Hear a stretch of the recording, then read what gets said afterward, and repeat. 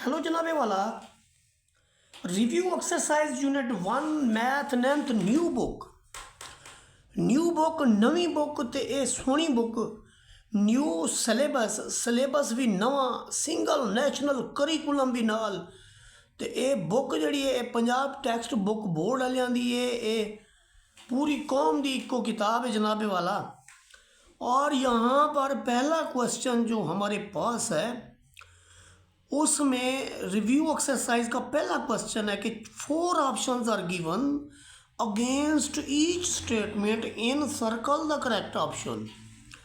कि 4 option given है जनाबे वाला, उनमें से एक ऑप्शन को आपने सर्कल कर देना है, इन सर्कल करना है। तो यहाँ पर हम देखते हैं कि स्क्वायर रूट ऑफ 7, अब देखिए स्क्वायर रूट ऑफ 7 में 7 कोई इट सेल्फ कंप्लीट स्क्वायर नहीं है। फिर ये खुद ही बता रहा है कि ये स्क्वायर रूट ऑफ 7 है, तो फिर ये तो इरेशनल नंबर है, ये हमारे पास इरेशनल नंबर है। इसके बाद हम बात करते हैं जी पार्ट नंबर 2 की जनाबे वाला हम बात करते हैं। तो पार्ट नंबर 2 के अंदर देखें पाई एंड ई, ये भी थियरी के अंदर हमने पढ़ रखा है कि पॉइंट के बाद इनके जो डिजिट होते हैं, मसलन पाई जो है हमारे पास ये 3.141, इसी तरह से 7 8 समथिंग इस तरह की इक्वल होता है। तो इसके अंदर कोई जो डिजिट है वो रिपीट नहीं होता। तो ये दोनों ई जो है वो भी आपके पास 1 + 1/n की पावर n होता है, जबकि limit n tends to infinity होता है। तो ये भी बड़ा जो है पॉइंट के बाद ऐसा डिजिट है जो ना तो रिपीट होता है, उसके डिजिट रिपीट होते हैं, और पॉइंट के बाद ये नॉन टर्मिनेटिंग डेसिमल है। तो ऐसे पॉइंट जो नॉन टर्मिनेटिंग नॉन रिक्यूरिंग हों वो हमारे पास इरेशनल नंबर होते हैं। तो यहाँ पर फिर ये भी हमारे पास इरेशनल नंबर ही होगा। यहाँ पर देखिए कि पार्ट नंबर 3 के अंदर if n is not a perfect square then square root of n this is also an irrational number. Similarly irrational number दोनों का सम ये भी हमारे पास इरेशनल नंबर। उसके बाद देखिए जनाबे वाला हमारे पास है जी for all x belongs to r x is equal to x। देखिए every element is equal to itself, this is reflexive property है ये रियल नंबर की। उसके बाद हमारे पास है जी पार्ट नंबर 6। देखिए जी हमारे पास ये जी a b and c belongs to r with a is greater than b and b is greater than c। तो देखिए कि a is greater than c, तो ये हमारे पास है जी transitive property, this is transitive property. इस पार्ट के अंदर देखें ये हमारे पास है जी 2 raise to power x multiplied by 8 raise to power x and this is equal to 64। और यहाँ पर हमने बताना है कि x की वैल्यू क्या है। ये बड़ा ही सिंपल हमारे पास क्वेश्चन है। जब हम इन दोनों को क्रॉस करते हैं तो दोनों 2 की फॉर्म में होने चाहिए। तो ये 2 की पावर x है, ये 8 जो है ये 2 की पावर 3 है, इसके ऊपर पावर है जी x and this is equal to 64। जो है 64 को अगर हम देखें तो ये जो 64 है इसे अगर हम पहले 2 पे करें तो 32, फिर 2 पे करें तो 16, फिर 2 पे करें तो 8 आता है, फिर 2 पे करें तो 4 देता है, फिर 2 पे करें तो 2 देता है। तो ये हमारे पास जो 64 है असल में ये 2 की पावर 6 है, ये आपके पास है जी 2 रेज टू द पावर 6। अब ये हमारे पास 2 raise to the power x है, ये जो 2 की पावर 3 के ऊपर x है ये हो जाएगा 2 की पावर 3x। इधर आपके पास 2 की पावर x 6, तो ये हो गया जी 2 की power x plus 3x, this is 2 raise to power x। अब ऐसी सिचुएशन में ये बन जाता है जी 2 रेज टू पावर 4x, इधर है 2 रेज टू पावर x। तो यहाँ पर देखें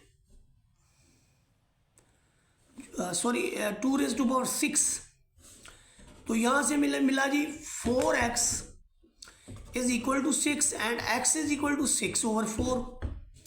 यहाँ से हमें मिला जी x is equal to 3/2।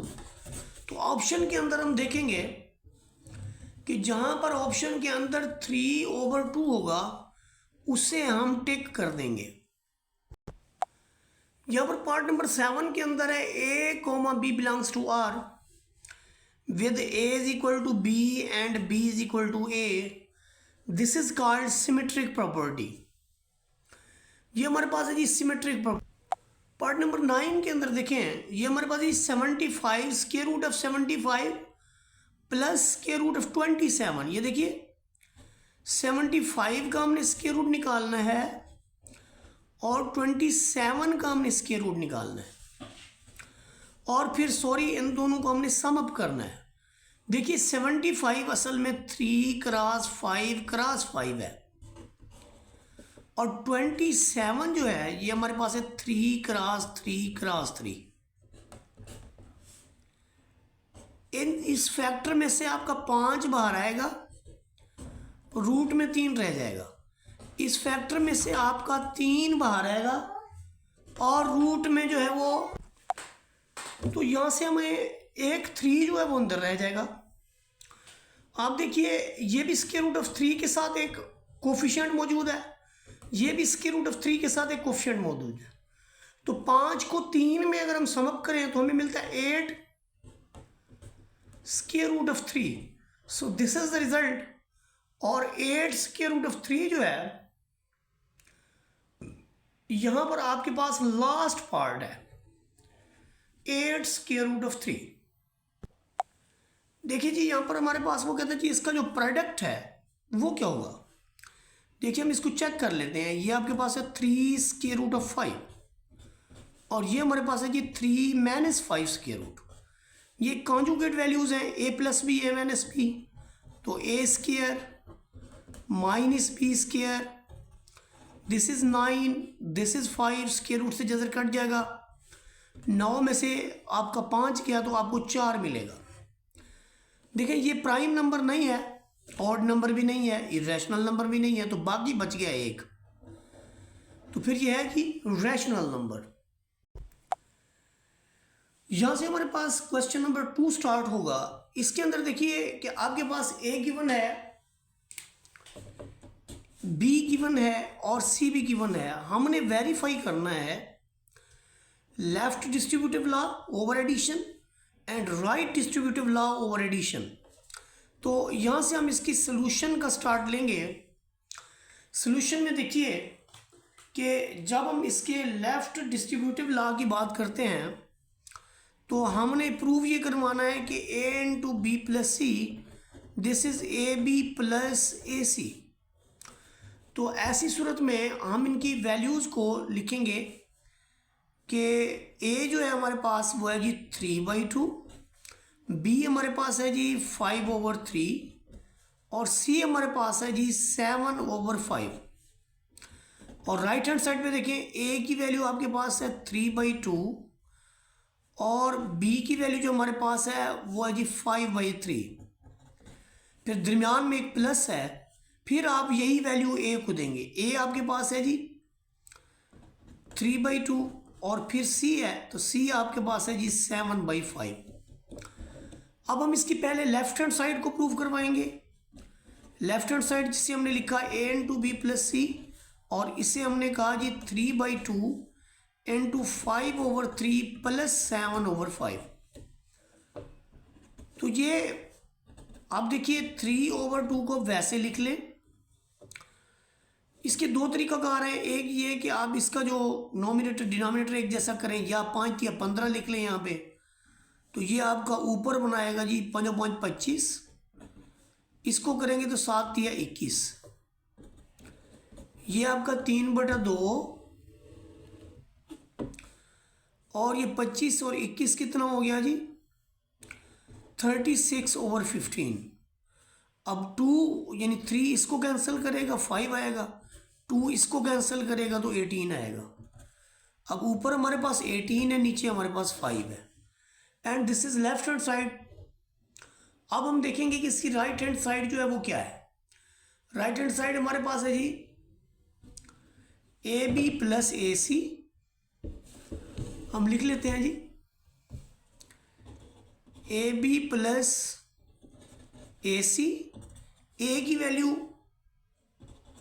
3/2, this will be multiplied by b 5/3 plus a की वैल्यू। देखिए दोबारा ए की जो वैल्यू है वो वही 3/2 और अब ये मल्टीप्लाई होगा सी के साथ, और सी की जो वैल्यू है वो 7/5। तो ये जो आपका बनेगा ये बनेगा जी 15/6। ये ए की वैल्यू 2 है, बी की वैल्यू 3, ठीक। साथ ये 21/5 दूनी 10।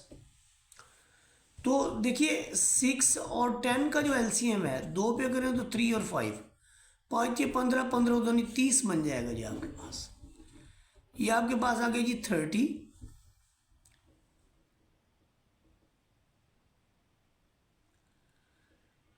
अब इसको इस पे तकसीम करें, 5 मिलेगा और 15×5 75। इसको करें 3, 3 एकम 3, 3 दूनी 6, तो ये आपको मिलेगा 8, 13 और ये आ जाएगा जी 138/30। अब जो 138 है ये भी 3 पे तकसीम होता है, नीचे वाली वैल्यू भी 3 पे तकसीम होती है।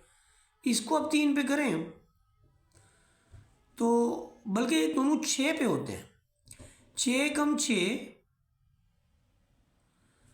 6 दूनी 12 और 6 3 18। इसको 6 पे करें तो आपको 5 मिलेगा। अब ये आ रहा है जी आपके पास 6 दूनी 12, 6 3 18। यहाँ पर अगर हम देखें पीछे तो थोड़ी सी मिस्टेक यहाँ पर ये हुई है कि 2 और 4 आपका 46 होना था। 46 को जब आप 2 पे डिवाइड करते हैं तो आपको यहाँ पर 23 ही मिलता है, इसलिए आपकी लेफ्ट हैंड साइड भी 23 और 5 है, और आपके पास जो राइट हैंड साइड है वो भी आपके पास 23 और 5 है। तो ये आपके पास लेफ्ट डिस्ट्रीब्यूटिव लॉ जो है वो प्रूव हो गया। क्वेश्चन नंबर 2 का पार्ट नंबर 2 को देखें आप कि ये हमारे पास राइट डिस्ट्रीब्यूटिव लॉ है। सी जो है राइट से दोनों को मिल रहा है, ए को भी मिल रहा है, बी को भी मिल रहा है। आप यहाँ पर लेफ्ट हैंड साइड लिखने के बाद क्या करेंगे, आपके पास है जी 3/2 plus 5/3 and then multiplied by 7/5। तो आप इनका एलसीएम लिखें, ये आ गया जी 6, 2 और 3 का एलसीएम 6, 3 जो है 3 से ज़रब खाएगा 9 बन जाएगा, 5 जो है वो 2 से ज़रब खाएगा तो यहाँ पर 10 बन जाएगा, और मल्टीप्लाइड होगा 7/5 के साथ। अब इसमें देखिए कि ये जो आपके पास वैल्यू है ये बनेगी 19/6 and this will be multiplied by 7/5। यहाँ पर कैंसलेशन भी आपके पास जो है वो नहीं है, तो उस सेंस में फिर आप इसकी मल्टीप्लिकेशन परफॉर्म करेंगे। नीचे आपका 30 बनेगा, ऊपर 9 7 63, 7 एकम 7, 7 और 6, ये आपके पास इसका रिजल्ट होगा। अब हम इसकी जो राइट हैंड साइड है उसको देखते हैं। ये हमारे पास राइट हैंड साइड है, इसमें 3 को 7 से ज़रब दें तो 21/10 बनता है। यहाँ पर आप देखें कि 5 को 7 से ज़रब दें तो 35, बल्कि 5 से 5 आपका कैंसिल होता है और ऊपर 7 और नीचे आपका 3 आता है। इस सेंस में इसका भी एलसीएम 30 बनता है। 30 को 10 पे आप डिवाइड करें, 3 को 21 से ज़रब दें तो आपका 63, इसे इस पे डिवाइड करें 10 को 7 से दें तो आपका 70, ये भी आपके पास 133/30 बनता है। तो आप देखिए लेफ्ट हैंड साइड का रिज़ल्ट और राइट हैंड साइड का रिज़ल्ट सेम है। सो हम कह सकते हैं कि राइट डिस्ट्रीब्यूटिव लॉ जो है ये भी हमारे पास अप्लीकेबल है, सेटिस्फाइड हो गया। यहाँ पर हमने वेरीफाई करना है associative law under addition and multiplication, जबकि ए बी और सी की वैल्यूज़ गिवन है। तो एसोसिएटिव लॉ अंडर एडिशन जो है वो हमारे पास यहाँ पर गिवन है। ये आपके पास है कि लास्ट दो वैल्यूज़ को सम अप करके पहली में सम करें या पहली दो को सम करके लास्ट में जमा करें, तो आपके रिजल्ट सेम होने चाहिए। तो यहाँ पर हमने लेफ्ट हैंड साइड जो है वो यहाँ पर आपके पास मौजूद है। आप पहली वैल्यू को वैसे लिख लें और यहाँ पर एलसीएम आपका 4 आएगा, यहाँ 10 बनेगा, ये 7 आएगा, ये आपका 4/3 प्लस 17/4, अगेन दिस इज़ 12, क्योंकि 3 और 4 का एलसीएम आपके पास 12 होता है और 12 में ये यहाँ 16 आएगा, ये 3 से ज़रब हो जाएगा तो 7 या 21, 3 एकम 3 और 2 5, ये आपका बन जाएगा जी 67/12। और जब आप राइट पे देखते हैं तो यही वैल्यू आपके पास है जी, इधर आपका 6 बनेगा, ये 8 प्लस 15 बन जाएगा जी, ये आपके पास है जी 7/4। अब यहाँ से देखें ये आपका हो गया जी 23/6 प्लस 7/4। अब 4 और 6 का जो एलसीएम है, ये देखिए 6 और 4 का जो एलसीएम है 2 पे करें तो आपको यहाँ 3 मिलेगा, यहाँ 2 मिलेगा, तो 2 3 6 6 2 12, तो ये 12 इसका आंसर होगा, एलसीएम होगा। 12 को इस पे करेंगे 2 और 2 को 3 से ज़रब दें, 6 2 से दें तो 4, इस पे करें 7 7 या 21, तो यहाँ पर भी आपको 67/12 मिला। तो left hand side this is equal to the right hand side. यूँ हमारे पास एसोसिएटिव लॉ अंडर एडिशन जो है वो आपके पास कंप्लीट हुआ है जी। अब हम एसोसिएटिव लॉ अंडर मल्टीप्लिकेशन, अब हम बात करते हैं एसोसिएटिव लॉ अंडर मल्टीप्लिकेशन की। तो ये आपके पास a into b plus c this is equal to a b into c, यानी आप लास्ट दो वैल्यूज़ को मल्टीप्लाई करके पहले से करें या पहली दो वैल्यूज़ को मल्टीप्लाई करके लास्ट से करें, तो आपके आंसर सेम रहने चाहिए। तो यहाँ पर लेफ्ट हैंड साइड को हम देख रहे हैं, यहाँ से ये 4/3 पहले आप ब्रैकेट वाला करेंगे, अगर कैंसिल होता तो कर लेते, नहीं हो रहा तो आप इसको लिख लें 5 7 35 और 2 चौके 8। अब ये आपके पास कैंसिल होता है, 4 एकम 4 4 दूनी 8, ऊपर आपके पास 1 क्रॉस 35 है, ये 35 3 दूनी 6, और इधर अब हम देखते हैं ये हमारे पास लेफ्ट हैंड साइड था। अब हम राइट हैंड साइड को देखते हैं कि क्या आता है। ए की value 4/3 multiplied by 5/2 and then multiplied by 7/4, 2 एकम 2 2 दूनी 4, 2 को 5 से दें 10, 10/3 ज़रब 7/4, फिर 2 से यहाँ 5 आएगा, यहाँ पे 2 आएगा, तो ये आपके पास 35 और 2 तिया 6। तो यहाँ पर भी आप ऑब्जर्व कर सकते हैं कि आपके पास जो लेफ्ट हैंड साइड है this is equal to the right hand side.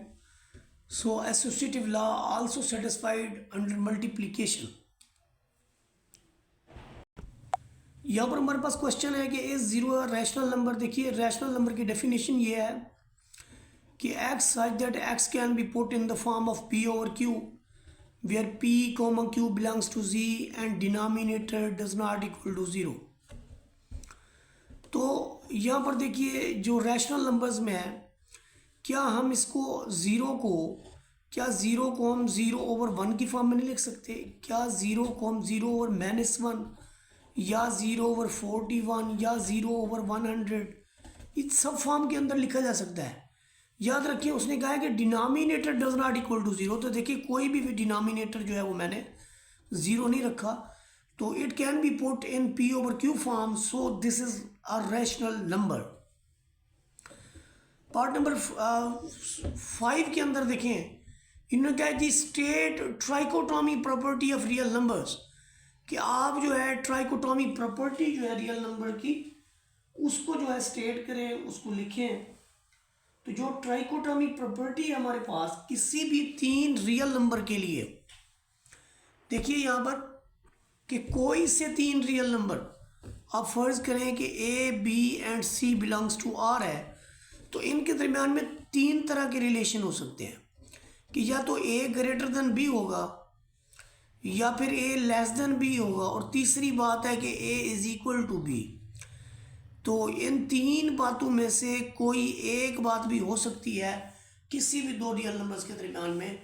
Real numbers की इस प्रॉपर्टी को, इस खासियत को हम कहते हैं जी ट्राइकोटॉमी प्रॉपर्टी।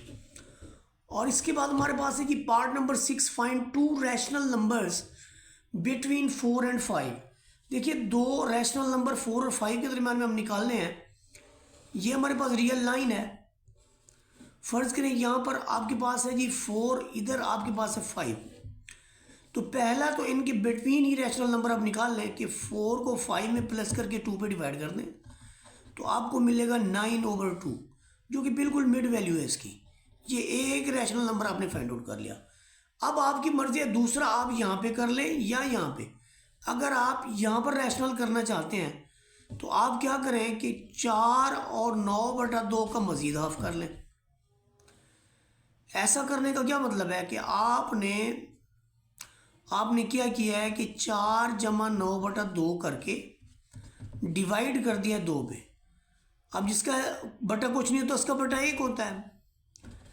तो ये आपका 8 जमा 9/2 है, और ये डिवीजन 2 डिवाइडेड बाई 2, इसका मतलब है 2/1। तो इधर आपको मिल रहा है जी 17/2। इसे मल्टीप्लिकेशन में बदलें, 1 ऊपर लिखें 2 नीचे, तो ये आपका 17/4। यानी आपने एक और जो नंबर ढूंढा वो आपके पास है जी 17/2। सो टू रैशनल नंबर्स, इसके आंसर भी नहीं गिवन होते क्योंकि रैशनल नंबर तो बहुत सारे आप इनके बिटवीन ये हो गया, ये हो गया, इधर भी हो सकते हैं, इधर भी हो सकते हैं, इधर भी हो सकते हैं, इधर भी हो सकता है। So there are infinite rational numbers between any two rational numbers. किसी भी दो नंबर्स के दरमियान में या रैशनल नंबर्स के दरमियान में we can find infinite rational numbers. इसलिए आप कहेंगे पता नहीं इसका आंसर क्यों नहीं दिया हुआ, न्यू बुक है। कोई मसला नहीं है जी, आप किसी तरह से भी निकाल सकते हैं। यहाँ पर हमारे पास 2 पार्ट गिवन है। ये बहुत ही सिंपल है कि आप x की पावर 5, y की पावर 35 ओवर z की पावर 20 तमाम को 1/5 पावर दे दें और बारी बारी सब को दे दें। x की 5 की भी 1/5, y की 35 की भी 1/5 और ये z की 20 की भी 1/5। तो यहाँ से आपको मिलेगा जी x की पावर 1 मिल जाएगी, y की पावर 7 मिल जाएगी और z की पावर जो है वो 4 मिल जाएगी। अब आप इस पे आए, ये 27 की पावर 2x है और whole raise to the power 1/3 बन जाएगा। अब 27 असल में 333 है और 2 को इससे ज़रब दें तो ये 2/3x बन जाता है। अब ये चीज़ क्या है आपके पास, ये आपके पास है 3 की power 3 whole raise to power 2/3x। इसका आप आपस में मल्टीप्लिकेशन का रिलेशन, ये 3 मल्टीप्लाई होगा 2/3x के साथ, 3 से 3 कट जाएगा और रिजल्ट में हमें क्या देगा 3 raise to the power 2x। ये बड़ा सिंपल क्वेश्चन है, दिखने में आपको टिपिकल लग रहा है। ये 6 है, ये 3 को दोनों पावरें दी गई है ना, आप 3 को भी n भी पावर दे दें और 3 को फिर आप स्क्वायर भी पावर दे दें। डिनोमिनेटर में आपके पास है 3 की पावर n+1 है, इसे आप लिख लें 3 की पावर n और 3 की पावर 1 माइनस 3 की पावर n। तो अब आप देखिए कि यहाँ से आप 3 की पावर n कॉमन ले लें, इधर आपका बच जाएगा 6 मल्टीप्लाइड बाई 3 का स्क्वायर और यहाँ से भी आप 3 की पावर n कॉमन ले लें, इधर आपका बन जाएगा जी 3 की पावर 1 माइनस, इसे आप कॉमन ले चुके हैं तो यहाँ 1 बच जाएगा। अब 3 की पावर n से 3 की पावर n कट जाएगा, ये 6 क्रॉस 9, 3 में से 1 गया तो 2 मिला, 2 एकम 2, 2 3 सर 6। अब आप 3 को 9 से मल्टीप्लाई करें तो आपको मिलेगा जी 27। So this is the result. यहाँ पर है the sum of 3 consecutive integers, 3 consecutive odd integers is 51, find the 3 integers. Let करें कि हमारे पास एक x है, ऑड नंबर है, let x be the first odd integer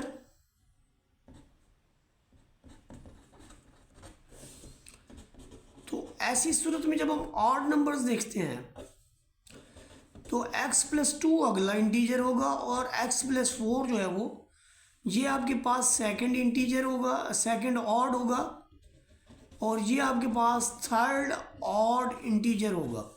condition में ये गिवन है कि तीनों को सम अप करें, x को सम अप करें, x+2 को सम अप करें और x+4 को सम अप करें तो तीनों इंटीजर्स का जो सम है वो बनता है 51। तो बाकी आप इंटीजर फाइंड आउट करें। देखिए बहुत ही सिंपल पार्ट है, x+2 x+4 this is equal to 51। तो x और x 2x 2 और 1 3x 4 और 2 6 को दोनों जानिब सब्ट्रैक्ट कर दें। 6 जब इसमें से निकलेगा तो यहाँ 45 बच जाएगा। अब 45 है तो इधर 3 पे, इधर भी आप 3 पे कर दें डिवाइड। यहाँ से आपको मिल जाएगा जी x, यहाँ से मिल जाएगा 15। तो आप देखिए आपका जो इंटीजर है दैट इज़ 15। इसी तरह से 15 में आप 2 जमा करें, ये देखिए 15 में आप एक हमने लिया था x, दूसरा हमने लिया था x+2, तीसरा हमने लिया था x+4। तो x+2 करें 17, x+2 करें तो आपका 19, सबको आप सम अप करें तो आपको 15 बनता है, 51 बनता है। So this was the final result. इसके 9th पार्ट को देखते हैं। Abdullah picked up 96 balls. Abdullah ने 96 बॉलें ली और placed them into 2 bucket. Bucket हमारे पास 2 है, एक बकेट जो है उसके अंदर 28 है, more than balls than other. तो जितनी एक बकेट के अंदर है उससे 28 ज़्यादा दूसरी में है। फर्ज करें हमारे पास एक बकेट की जो फर्स्ट बकेट की बॉल्स हैं वो x हैं, तो फिर सेकंड बकेट की बॉल क्या होंगी x+28। देखिए हमारे पास टोटल 96 है। हमने ये बताना है कि हर बकेट के अंदर बॉल्स कितनी है। तो एक बकेट में हमारे पास x है, दूसरी बकेट में हमारे पास है x+28। दोनों को कर लें सम अप और 96 के इक्वल रख लें। देखिए ये पहली बकेट, ये दूसरी, दोनों को सम अप किया तो 96 हो गया। अब x और x हमारे पास 2 + 28, तो यहाँ से हम लिखेंगे 2x इज इक्वल टू 96 - 28। 96 में से 28 निकालें जी, ये बन जाएगा जी 8 में से 2 गया 6, 68। अब 2 पे दोनों जानिब डिवाइड कर दें, यहाँ से x इज इक्वल टू 34 मिलेगा। आप यहाँ पर क्वेश्चन को समझना पड़ेगा कि Salma invested 3,50,000 in a bank, कि एक बैंक में सलमा इन्वेस्ट करती है 3,50,000 which paid simple profit at the rate 7 integer 1/4। तो ये 7.25% पर एनम ये पे करती है, इंटरेस्ट पे करती है। आफ्टर 2 ईयर्स, 2 साल के बाद रेट इंक्रीज हो जाता है, बढ़ जाता है, 8% उसको पर एनम मिलना शुरू हो जाता है। Find the amount she had at the end of 7 years. 7 साल के बाद जो है उसका अमाउंट मालूम करें कि उसके पास कितनी रकम बच गई होगी। यहाँ पर देखिए 2 प्रॉफिट हैं, 2 साल के लिए 7.25 और अगले 5 साल के लिए 8% है। तो अब यहाँ पर जो हमने हमारा काम है वो ये है कि हमने 2 साल के लिए इसका जो प्रॉफिट है वो अलग फाइंड आउट करना है, इंटरेस्ट रेट अलग फाइंड आउट करना है, फिर अगले 5 साल के लिए उसका इंटरेस्ट रेट अलग फाइंड आउट करना है। तो देखिए जो प्रिंसिपल अमाउंट है हमारे पास वो हमारे पास है जी 3,50,000 और जो रेट ऑफ प्रॉफिट है वो है 7 इंटीजर्स 1/4 दैट इज 29/4 की। और ये आपके पास 7/25 मतलब आप यहीं से भी लिख सकते हैं, इसका इसके साथ सम अप का रिलेशन होता है, यानी 7 + 1/4 होता है। और 1/4 का मतलब क्या है, 7 + 0.25 तो ये फिर बनता है 7.25। और टाइम हमारे पास कितना है इसके लिए, 2 ईयर्स है। और दूसरा T2 जो है वो हमारे पास 5 ईयर्स है। तो अब जो पहला इसका इंटरेस्ट हम फाइंड आउट कर रहे हैं, that is principal amount into R1 cross T over 100।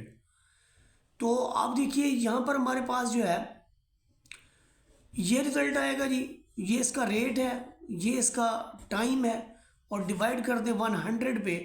तो यहाँ से ये देखें 100 पे जब डिवाइड करेंगे तो 2 सिफर से 2 सिफर कट जाएंगे, ये रिजल्ट आएगा। इससे ज़रब देंगे तो 14.5 को इससे ज़रब दे देंगे, ये आपका 750 आ जाएगा।